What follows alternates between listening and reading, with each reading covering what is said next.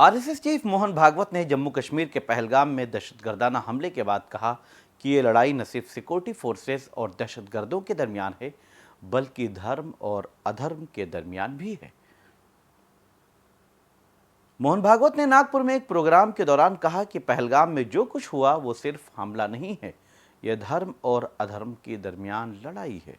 दहशतगर्दी का कोई मजहब नहीं होता, लेकिन यह अधर्म की एक शक्ल है। हमें मुत्तहिद होकर इस अधर्म का मुकाबला करना है। आरएसएस चीफ मोहन भागवत ने दहशतगर्दी के खिलाफ सख्त कार्रवाई का मुतालबा करते हुए कहा कि हिंदुस्तान को अब पहले से ज़्यादा चौकन्ना और मुनज़्ज़म होना पड़ेगा।